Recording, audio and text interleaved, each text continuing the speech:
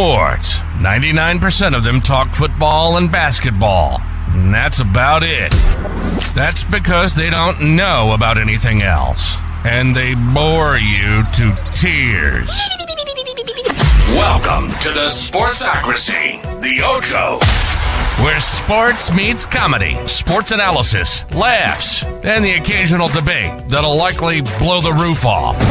We're rowdy and loud and bringing the party straight to your ears. The party has arrived. And by the way, you don't have to be a sports fan to like this show, because we're pretty damned awesome, even when we're not talking sports. From baseball to hockey to wrestling to the UFC and beyond, we love it, and we're talking about it.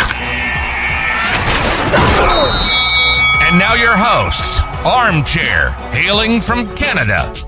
He's a sports encyclopedia. And Dubs, the quintessential masshole who's always down for some lively banter and a little bit of the green stuff. And we're not talking about the outfield grass. Let's rock this. This is the Sportsocracy, the Ocho.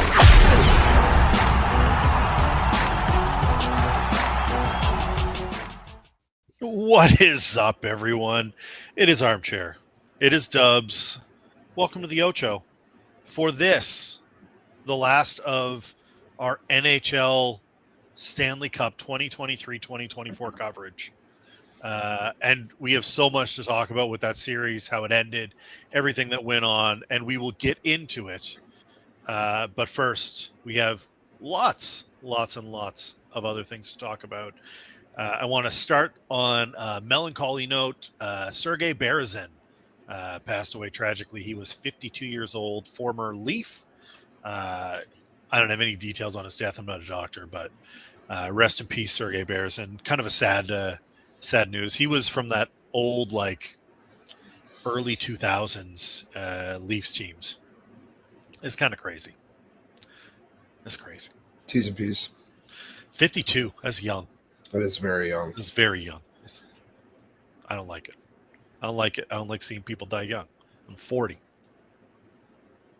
don't like that shit. You got nothing to say. Mortality. I can't say anything. I know you're fucking young kid. You went to a parade since we last saw you, did we not? Fucking ain't right, I did. How was the parade? It was awesome. I was right outside of the TD Garden. It was gorgeous. It was a great day. There was festivities were awesome. Morale was high. I had a good group with me. We went to a Mexican restaurant after. Got some frozen Mai Tais and burritos. Frozen burritos or regular burritos? No. Regular burritos. Frozen Mai Tai. Frozen Mai Tai. We're not doing frozen. I could give frozen burritos at home. Yeah, you could the frozen burritos at home. It's unnecessary. On that. Vibes were good. Vibes were great. Vibes were great. There was very bold children walking around with open containers that were definitely like 13. That was wild. Welcome to Boston, baby. Yeah, that was wild. Streets were littered with nips and trash. I saw a lady pass out with her kid on her shoulders. Landed on a different child. That was pretty wild.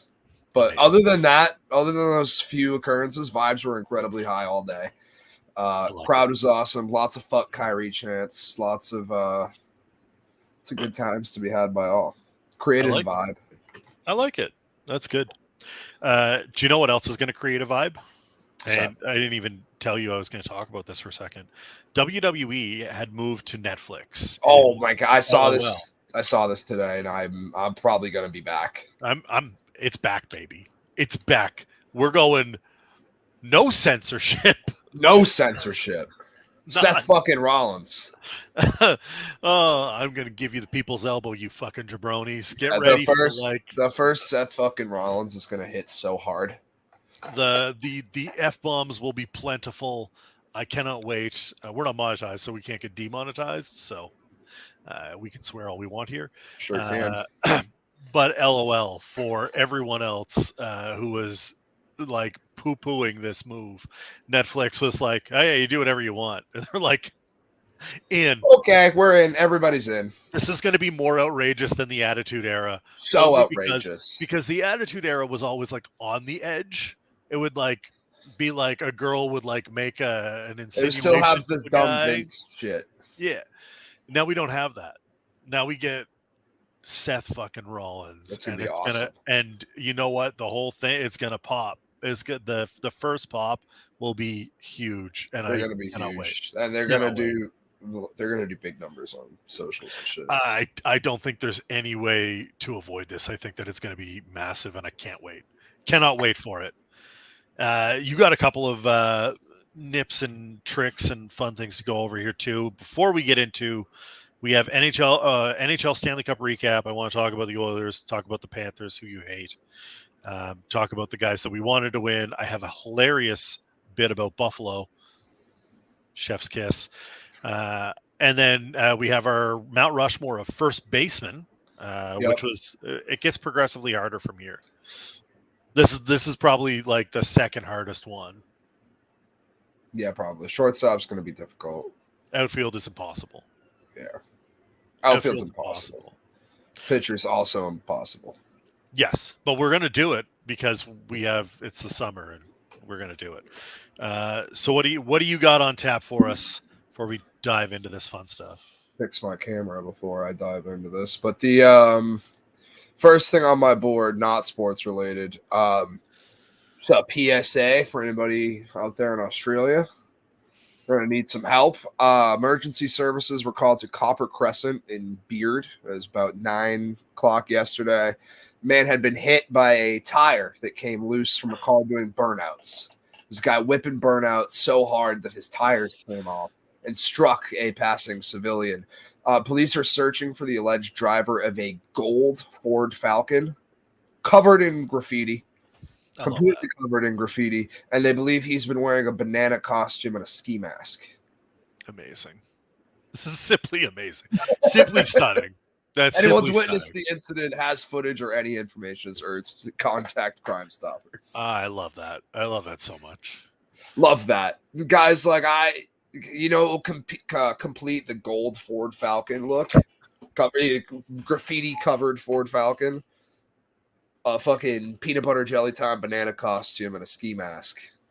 Way yeah. There you go. There you go. I assume that's what was playing out of said Ford Falcon while he was doing his burnouts. I hope so. I can really only hope so. That's just really all the drugs that guy can possibly consume. I hope, because it is all I would want to hear at that moment. Also, how did the tire come off? Like, he's just doing burnouts so goddamn hard, dude. Did it go You've never seen somebody do a harder burnout. The more did it like? It had to. He's just like spinning around, and it had so much force and friction. It just shot out enough to injure somebody. Like so much they had to call like an ambulance. It wasn't like, oh fuck, I got hit by a tire, I'm gonna be all right. It's like we got to call somebody. Timmy's down. You better call somebody. You better call somebody. It's just the fucking peanut butter jelly banana man with his ski mask and his fucking comes out in the gold Ford Falcon. It's Road Dog Jesse James. Got a baseball bat and a fucking spray paint. Yeah. I'm into it. So in. Yeah. It's a new Mick Foley character. Can you imagine? Uncensored on Netflix. Completely uncensored on Netflix. Coming live to your Netflix, new Mick Foley. Why? Because hey, wake up! The new Mick Foley just dropped. The new Mick Foley. I got one thing for you here, which actually I got two things for you. One, we don't talk a ton of Euros. One, because I'm Canadian and you're American. Correct. And neither of us are all that good at soccer. Nope. I play FIFA. We love the FIFA. And FC now, whatever the fuck it's called. Whatever they call it. And I appreciate the wagering on the soccer, the football, the footy. And I appreciate the hooliganism and the chants. All of those things are amazing. That's where my heart lies with the game. Love it. Today, Georgia beat Portugal. And if you don't know Let's why go, that's Dogs. important, Go Dogs. go Dogs. The country of Georgia, which used to be part of the USSR, beat Portugal, where Ronaldo plays. You may know that name because he's one of like 8 soccer players you can probably name if you're in North America. Impressive. 2-0 victory. Absolutely 2-0 victory. Well, he doesn't live there. He lives at the Hockey Hall of Fame in Toronto. He visits Florida. He's got a summer home there. And we'll talk He's in about his that in a bit. Florida man era. Yeah, well, this Hawaiian is shorts and Hawaiian shirts and 40s. I feel bad for the guy the keeper of the cup, who's going to have Meth to mouth. get the meth and Cheeto stains off the goddamn cup to get it back to the Hockey Hall of Fame. It's the first team to turn the cup into a meth pipe. Yeah. Awful. I don't know how they did it, but they found a way. They found a way. You got one more? 2 more. I want to briefly talk about the Knicks. I think we should, because they've just recently announced that they are overpaying OG Anunoby. Oh, like a lot. They're paying him $200+ million just to play defense. $212 million To play defense. I said this the last Thunder week, just got Alex Caruso to play defense, and all they had to do was give up a pedophile. Didn't you? We talked about this, where I said everybody gets paid in the NBA, and it's laughable. Everybody, because Scotty Barnes also. Everyone chugged a beer. Yeah, but Scotty Barnes is a king. Scotty Barnes actually. I plays saw them. them He pouring balls. beer on Keith Kachuk out of it after the win in the locker room. Yeah, They were just everybody's- loading up the. Oh yeah. Anybody that has had the privilege of winning the cup has had a beer out of it. I've seen McKinnon hooked up with it. He spent the night with it. Yager spent the night with tens. McKinnon spent the night with the cup. Yeah. Rockets. Anyway, it got out of hand. I don't understand why you would. The Knicks, first off, what was that trade? Use 11 first round picks. I just don't have any firsts anymore. For a guy who averages like with 19, 4, and 4. What's he played, like 400 something consecutive games? Yes. Yikes. Bridges Not is anymore. He's a great player. He's a great fit, obviously. They've all played at Villanova together. Yes. But you overpaid a shitload. Like a shitload. Brooklyn gave up one last pick for KD. Yeah. Like, what are we doing? You did that for Michael Bridges? Okay. Armchair audio just cut out, brother. The overpay was crazy. That's so many picks, and I understand you have to do something. You have to make a move because this core is gonna. You only have it for so long. Randall's gonna age out. Brunson's gonna age out. All of them are gonna age out. Like it's gonna happen eventually. And I don't know. I just don't think this is the answer. I don't think this makes you better than the Celtics. I think they're probably the 2 in the East right now, but that's it. That's your ceiling. You're still not better than the Celtics. You talk about injuries. Tom Thibodeau runs dudes into the ground. That, like you said, that Iron Man streak, that's going to be gone. It's going to be gone. Done. This whole team last year was injured in the playoffs. That's the reason they got eliminated, is because nobody could go anymore. They had no juice left, no gas. I understand making a move. John Ball said that in the Discord last night. Like, you have to do something, because by the time the Celtics run with this core is over, so is yours. So you're going to have to do something. But the amount of picks they've given up in this span, and it was like, oh, it's only 4 of your own. It's 4 of your own. But for what? For Michael Bridges. That's just what to I'm complete the Villanova foursome. Like, cool, awesome. That's great. That's a fun story. It's a good team, but that's not a championship. Yeah. I don't like it. I don't like the pick. I don't like the signing. I think that's a lot. I think in NBA, I kind of thought the trade for Bridges was because they were expecting Anunoby not to be back. And then they brought everybody back. Makes no sense. I don't get it. I don't get it. I don't like it. Joyner says, let's say they get lucky. No, then that's He'd thank take you, Joyner. Boston out for the league. Does this even get you past Denver or Dallas? No. You got me back on to No, what it I doesn't. was in the middle of saying too. Yes, it does not get you past those teams.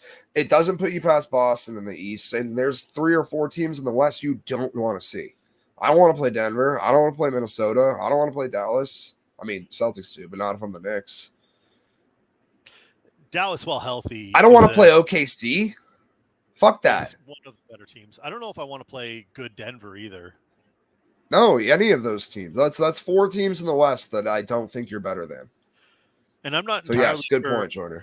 I'm not entirely sure that like Milwaukee is done. I'm not entirely sure that I'm like, not either. The East isn't. It's not like it all of a sudden. Like Boston's still here. They're 1. The Knicks are 2, and then there's like the gray area with Milwaukee, Miami, and Philly. And wherever Paul George ends up could sway this completely, and then all of a sudden the Knicks aren't even the 2. I don't get it. I think that it was an overpay. I think it's an overpay on In both regards. Yep. Yeah, I think, and I get it. You want to go early. We get draft. Is it tonight or tomorrow night is the NBA draft? Tomorrow. Thursday. Yeah, tomorrow. Yeah, so tomorrow.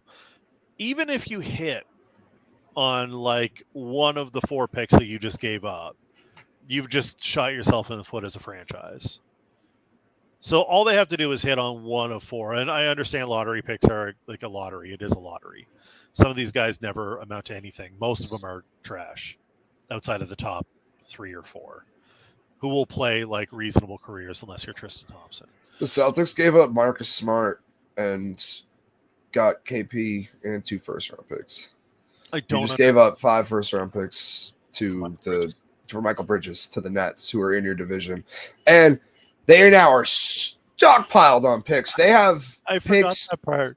In the next 5 years. They have 5 different teams' first-round picks.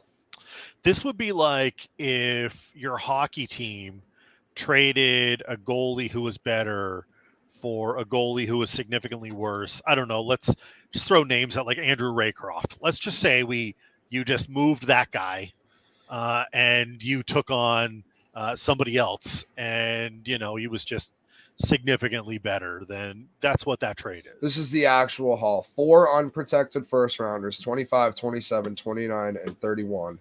A protected 2025 first round pick from the Bucks, and the Knicks unprotected 28 as a pick swap, and a second round pick from Brooklyn. That's awful. The Nets were also then able to go to Houston and get their first round pick back. So I feel like I don't like it. I don't like it. It doesn't put you over the top. I understand needing to do something. I just don't think that's it. And the price tag was fucking asinine.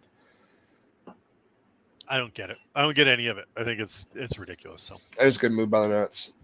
It's a great move by the Nets in the division. You had to recover from the whole Ben Simmons, James Harden, Kyrie, KD, that whole fiasco, and this is the way to do it. It's going to take a long time, but hey, you have that many picks. Look at OKC right now. It works. You just got to. It takes time. Yep. And the Knicks are going to be fucking barren in like 3 or 4 years, and I don't think they're good enough to get a chip in that time frame. They're not. They are not. You got one more before we get into Stanley Cup? I thought you did. No, that's it for me. I got some stuff at just quick. This dude went into a bank off duty. He pulled up off duty. Bank's closed. Guy pulls up, sees it's closed. Door's unlocked. Man goes across the street, purchases a ski mask, no banana costume, just a ski mask. And he goes ahead and pops on into the bank and starts popping drawers open. Security waits an hour before they alert the police. So like, come on, buddy, just leave. Just get the fuck out of there. They're watching him on cameras, and then he doesn't go, keeps checking shit. They call the cops. Dude gets arrested a couple hours later. Dummy. I just like the fact, like, the dude realizes the bank is unlocked, and he's like, I'm robbing it. Immediately. And got nothing. Not $1. Just arrested. That's impressive. Just arrested. He walked into an unlocked bank and came out empty-handed. No, not empty-handed. He came out with some bracelets. Sweet bracelets. Sweet bracelets. Accessories. We are finished, sort of. I mean, we're done hockey for now, for playing at least. We have the draft on Friday and then free agency on Monday. The intrusive thoughts absolutely won in that case. 100%. 100%. They unequivocally won. That feeling of him like opening the door and you're just like, oh shit. Like, you ever this is probably too old for you, but when I was a kid, you used to always check payphones. You check the coin slot. Yeah, to see check the slot. Yeah. Vending machines. And you end up finding like change, and you're like, oh shit. That's what that guy did. He went to open the bank doors. Literally. Wait a minute. I also like the fact that it's like the middle of the night, the bank's closed, he opens the door, leaves, goes across the street to buy a ski mask, and then comes back like that's a different. They're just gonna think that's a different guy. Yeah. Oh, I bet that had nothing to do with that guy that opened the door 5 minutes ago and realized that the bank was open. Fucking dummy. MVT. We'll get to this because I think that these are heat. I love the Kings also bringing back the retros. I don't see the Kings. Kings brought back the retros, the old like square logo with the angled. Yeah. I like it, like the 1993 like proper Kings logo. All right, let's talk Stanley Cup. Florida prevails 2-1 over the Oilers in Game 7. It is the longest Stanley Cup in history in terms of games, length, days, and miles traveled. You got some initial thoughts. I can give you some of what I hate everything about this. I think that Florida was the better team. Finally, I think Edmonton ran out of gas. After hearing about some injuries, I understand how that happened. Edmonton thought Bob was hurt. Edmonton got what Florida had last year, which is you get to the end and you got nothing left in the tank. Nothing. They fought so hard for 4 games to try to get it over, and they like the answer goal was like amazing. And then they give up that 2-1 goal, and you're like, you're not over yet. But like, if you watch the last 8 minutes, they had a couple of chances, but then the last like 3 or 4 minutes, they couldn't even get it in the zone with control. Like, it was just time was just ticking, and Florida was smothering. Connor McDavid is Conn Smythe winner. Didn't come out to accept it, and people are like, why didn't he do that? It's like, guys, he just lost. I just lost. Yeah. I don't blame him for a second for that. He lost the game. 2, he's with his team trying to be a captain to his team.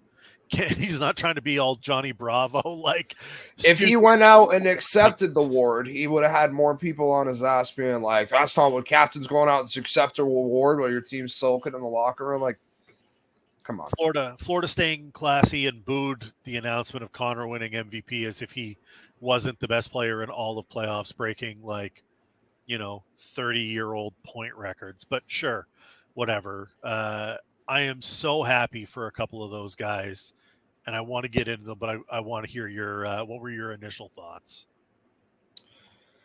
Feel bad for Connor. He's like we were saying, it just ran out of gas. There's a couple times in those last few minutes in the third period when like you could tell he was trying to do like make a move and get through, and he just like there was one he just fell. He tried to do that split between 2 people who've seen him do 25 times in these playoffs, and he just fell down to one knee, and you're like, he's got nothing left.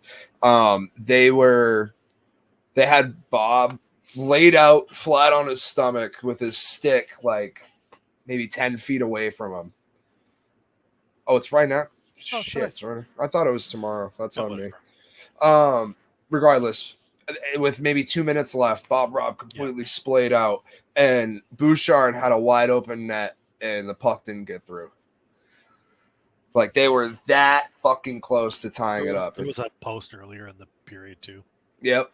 Like the loudest post. Game of inches. Game of inches. I think Edmonton really needs to assess the way this roster is constructed from. Let's talk about that. Do you? Not in the way you're thinking. I don't think. Because like in hockey, it's different than almost every other sport. So in the NFL, if you go to the Super Bowl and you lose, you have to evaluate why you lost. because there's no multiple games. It's one and done. So if you didn't win, you have to figure out why you didn't win. In the NHL, when you get to Game 7 of the Stanley Cup Final and the way that they got there, I wonder if it's like if this is just a group that you run it back with and maybe add some depth pieces and play more of the let's rest our guys game and do what Florida did, which is you get your big early lead in the regular season, you coast to the playoffs, and then you are healthy for the rest of the playoffs, because I think that they were not as healthy as they wanted to be in that final. I mean, they lost Evander Kane, which is a piece to lose, but also they played better without Evander Kane. So I'm like, was it really a problem? Anyway, I think that it was. I think that they need to retool. I don't think this is like a blow it up kind of situation. Correct. I agree. I think the bottom of that roster cost them big time. Yeah. You just look at the plus minus numbers. Darnell Nurse -9, Fogle -7, Kane -7.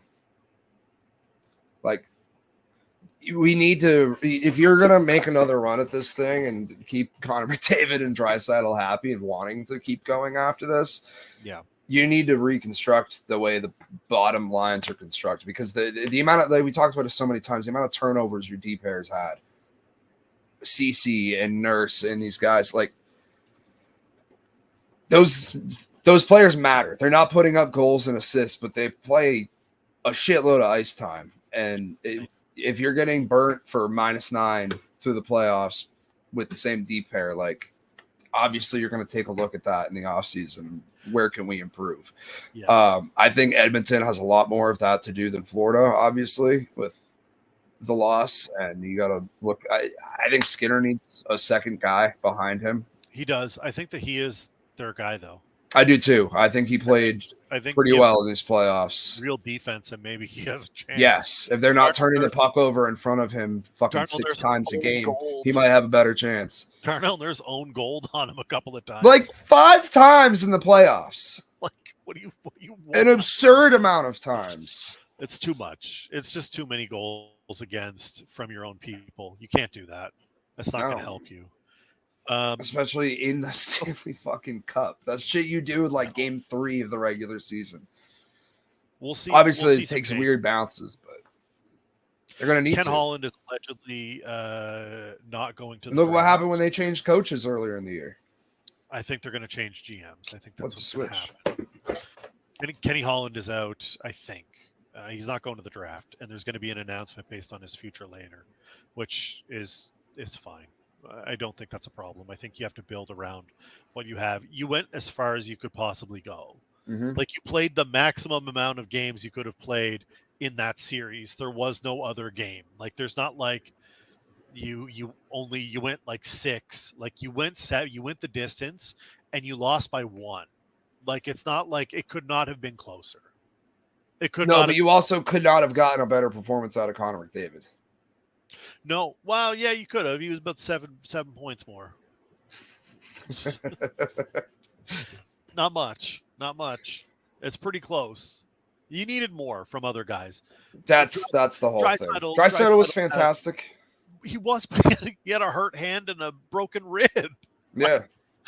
And he was still playing the way he was playing, which makes sense. Still ripping slap shots on every power play. Also, their fucking power play was like ours at times, where they just pass and pass and pass and pass and looking for a perfect shot. That shit drives me crazy. How do you go 1 minute and 5 seconds on the power play without a shot? That's absurd. And the whole time you're in their zone, they didn't clear once. Pucks on net is the only way to get past Bob, and they knew that, but they were trying to find a lane. Florida was better in the lane than. Well, Edmonton wasn't bad in the lane. Well, that's the problem. Edmonton wasn't bad either. Despite the loss, they were the better team for 3.5 games.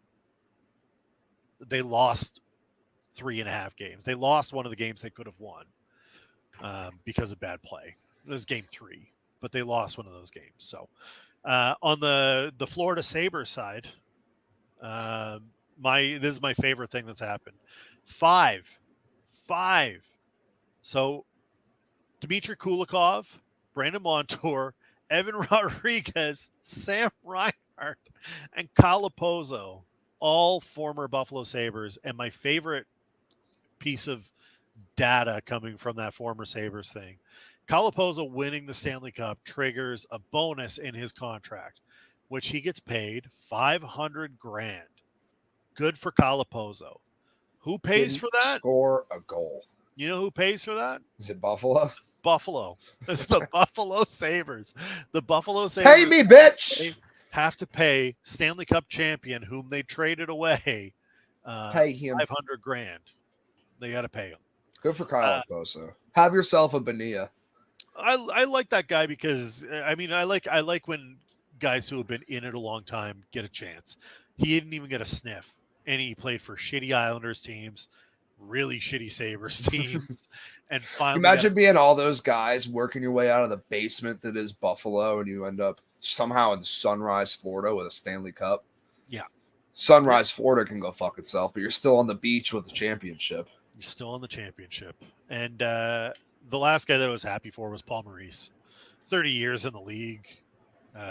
Did a lot of good for Winnipeg. Did a lot of good for Florida. Always quotable. Always fun to listen to. And I'm glad the guy got it. He never talks direct shit about, like, he never sits there and like badmouths another player unless they're an idiot. And he always is just hilarious during his pressers. Really happy for that guy. I like Maurice. As much as I hate the Panthers, I do like Maurice. Fuck. The rest of them can go fuck themselves.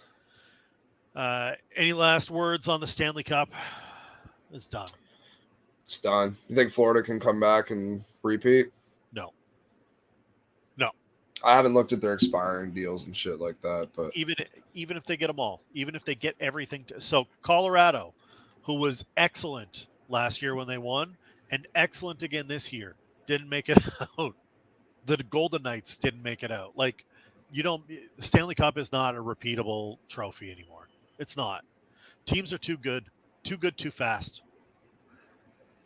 Montour, Kulikov, Ekman Larson are all expiring. UFAs. Yep. Tarasenko, Stenlund, Reinhardt, Okposo, Lorentz, Lomberg, and Cousins are all unrestricted. And then Lundell and Mahura are both restricted. So, I mean, they got a lot. I mean, the main few guys are still there, but I mean, they're probably going to give that money to Reinhardt, right? They got to pay that guy. Right. And then you probably bring back one or two of Larson, Kulikov, and Montour. They won't win it again. That was their chance. Yeah. I know they got back 2 years in a row. So did Colorado. So did Florida, or so did Las Vegas. Golden Knights did it too. Everybody can, like, it's easier to get to than it is to win it. And when you get there, the teams are just too good. Edmonton is too good to not get another chance. We didn't even talk about Dallas getting another crack at it. They're real good. Most of their guys are young.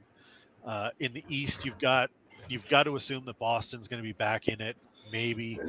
There's a lot of young teams coming up. We'll attend.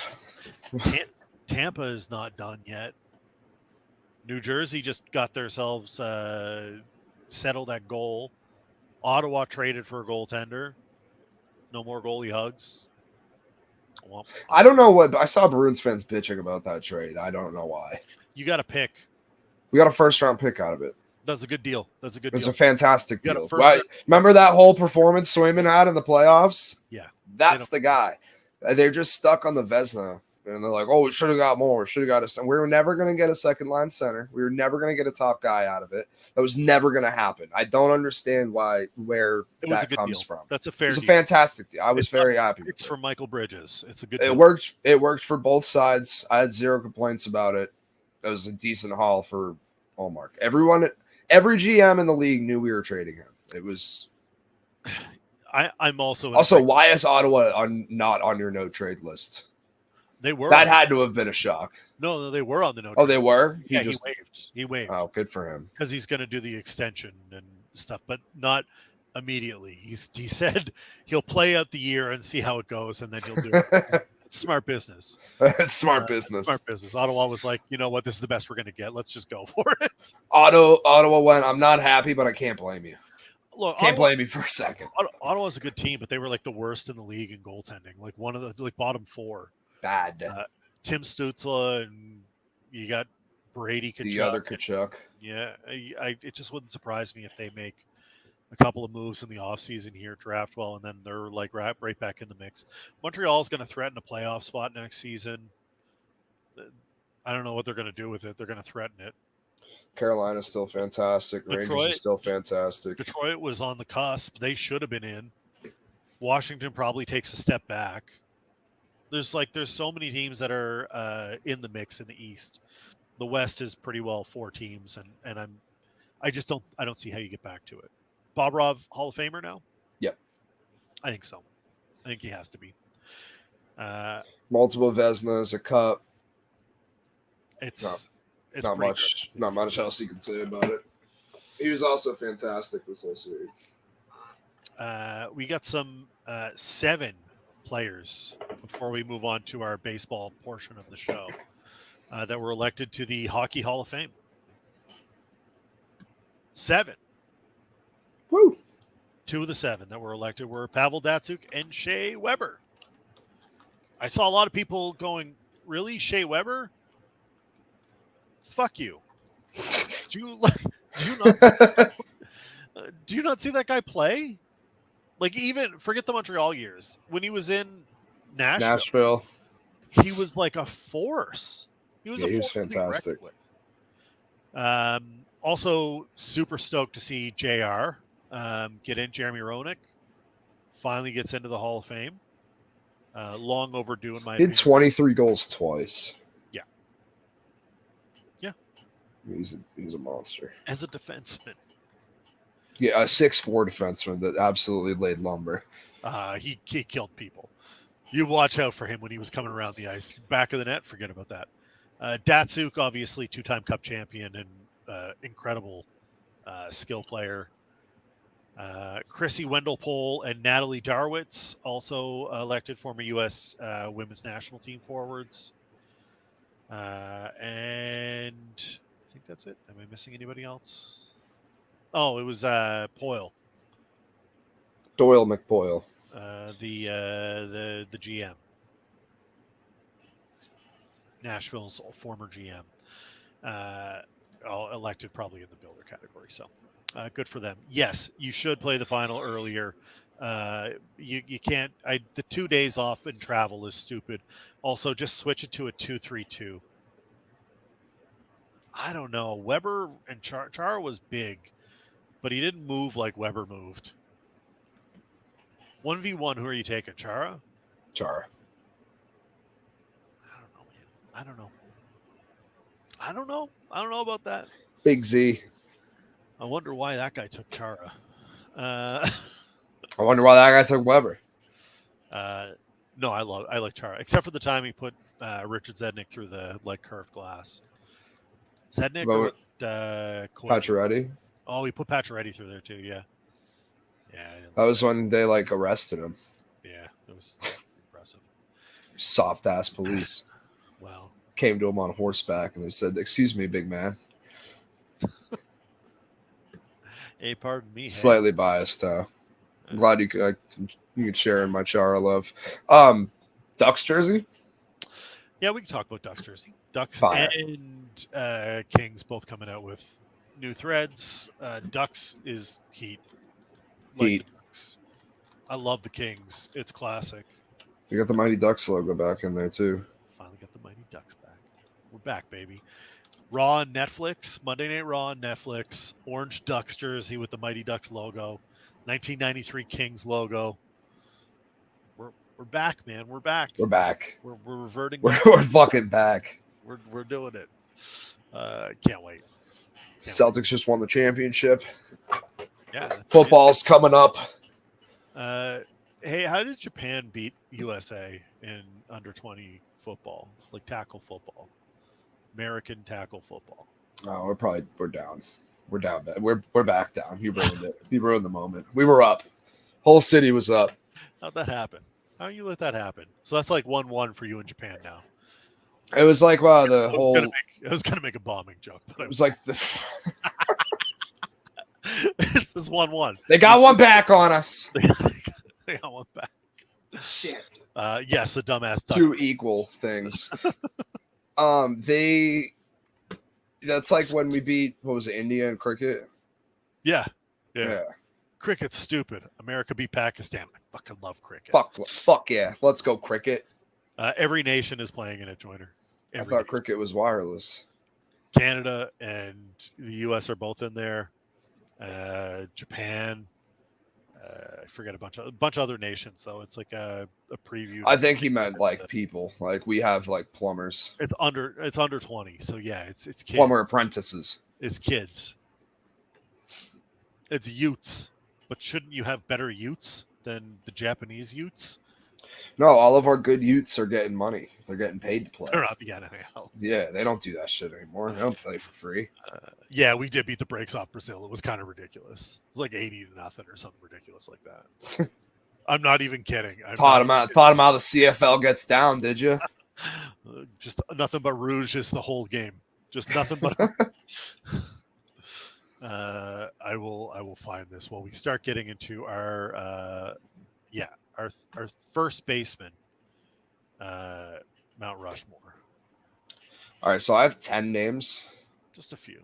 I understand that there's supposed to be 4 on a Mount Rushmore, but I have 10. Yeah. I might be pretty comfortable in the order they're in too, to be honest. Canada won 110-0 against Brazil. Good God. It was 110-0. Good Lord. Canada. Holy shit. Yeah, that's funny. All right. You're comfortable with the order. Why don't we go with 4 and work our way to 1, and then we can start talking about some of the names that aren't on. Let's do it. Yeah. Who you got at 4? The Big Hurt. Frank Thomas. Fucking love Frank Thomas. I think is Frank Thomas universally liked. Yes. He is the universally. You know why? Because he did no steroids, and people are like, can't hate that guy. Yeah, he's just like, there's something about like that kid that just debuted for the Indians, the Guardians. I almost just commandered myself. That kid that debuted tonight, what was his name? John Kenzie. Yeah. Stud. He's like 6'5", like 250. There's something about just watching a unit get up there and hit bombs, and there was no bigger unit than Frank Thomas. That's all I want. Lou Gehrig falls in the pre-divisional era. I mean, he's amazing. Like, I have no qualms with Lou Gehrig. He's number 2 on my list. He's all right. You can go. What's number 3? Miguel Cabrera. Played forever, won just about everything there is to win. I say just about because the ring obviously evaded him. But fantastic career. I love Miguel Cabrera. He's one of the first people like I remember watching like their entire career. Him debut in 03. He was like 19 with the Marlins, and then ended up becoming this absolute monster. Yeah, love it. Love Miguel Cabrera. Who's your 2? I got Lou Gehrig. We go with Lou. He played when Babe Ruth did, but the stats are absolutely wild. Yes. He's got one of the wildest baseball reference page you'll ever see. Yeah, it's impressive. Miguel Cabrera, by the way, 67 WAR, 3,000 hits, 500 home runs, 300 career average. Doesn't get much better than that. MVT, don't you worry. I got you, brother. I got you. Because it's not going to be. Lou Gehrig, 113 WAR. Put that into perspective. Yeah. 340 career batting average, almost 3,000 hits, almost 500 home runs. That's just a lot. Yeah, he just played in the Great Depression, so it's tough to be like, oh yeah, that's the greatest of all time. Baseball didn't have divisions. I already know who Tao's talking about. Yeah, he's on my list. He's on my 10 stack. He's on my list. He's not, but he's on my list. And then after Lou Gehrig, number 1 for me is going to be the machine, Albert Pujols. Yeah. With 10 straight years of 330 home runs and 100 RBIs, it's no matter how old we may think he is, he's an absolute monster. There was maybe nobody more dominant for that period of time. So I have a slightly different 4. He's a 101 WAR, 700 home runs. I know. My 4 is Eddie Murray.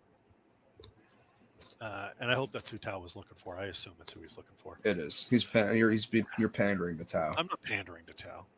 I don't have to pander to shit. I didn't pander to him last week either. He has 68.7 career WAR, over 3,000 games, over 3,000 hits, over 500 home runs, almost 2,000 RBIs. I don't know how you could want any more.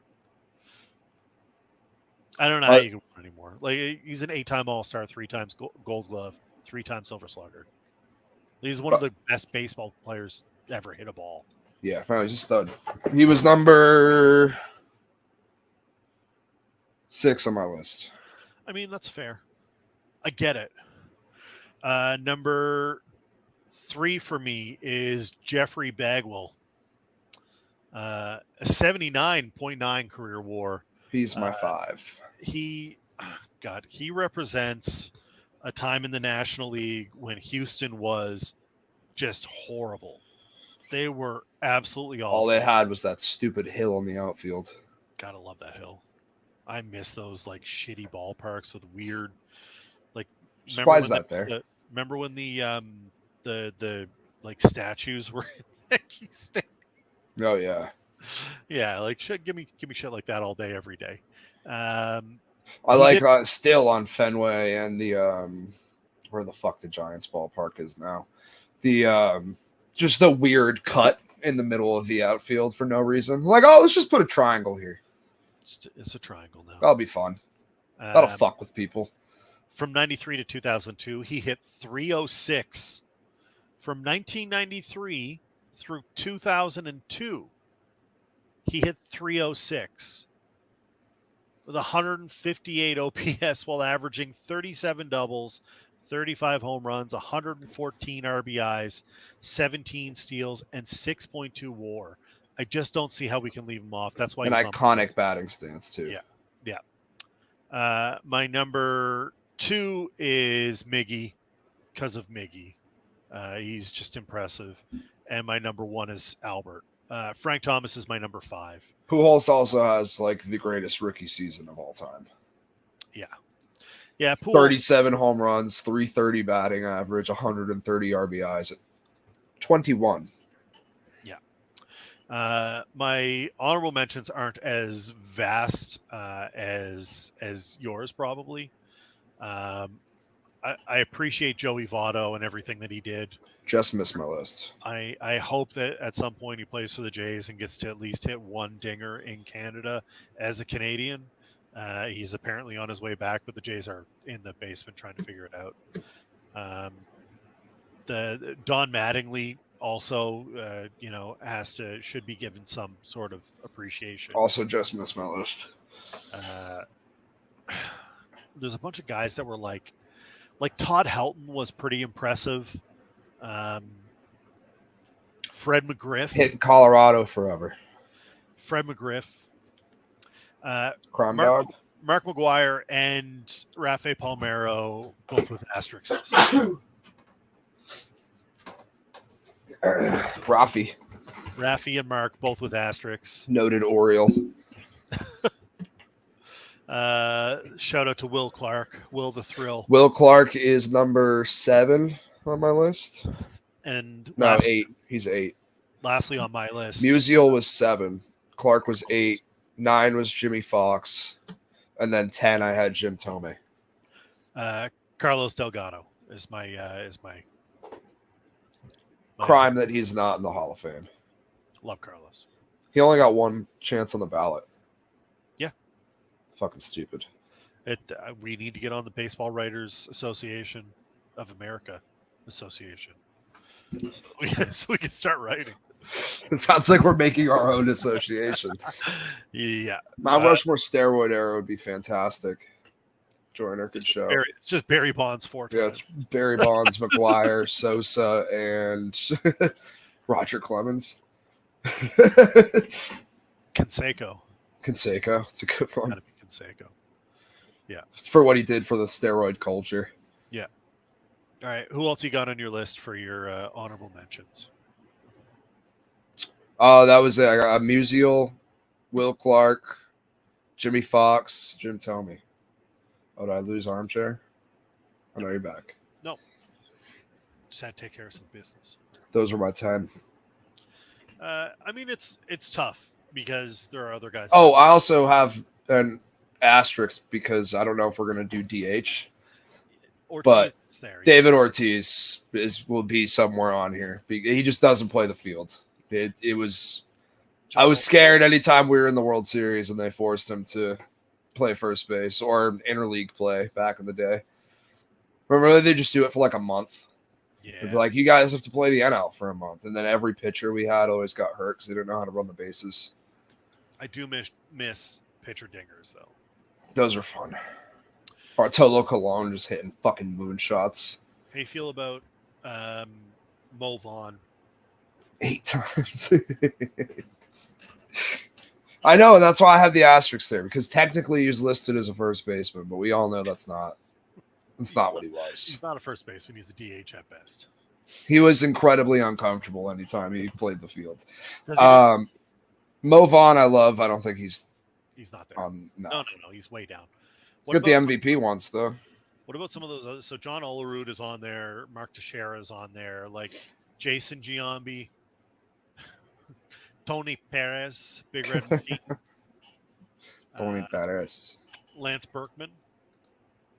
Berkman's a good shout. Where do you come down on like Berkman's discount Bagwell, though? Yes. Where do you come down on like the more recent guys like Goldschmidt and Freeman, who's still playing? I think they're somewhere around the like Todd Helton number, somewhere in that area. Do you think that Freeman makes it up this somewhere between Thome and Helton? Does Freeman make it up this list? If he gets another ring, keeps producing at this level? Possibly. I think he could slip into the top 10.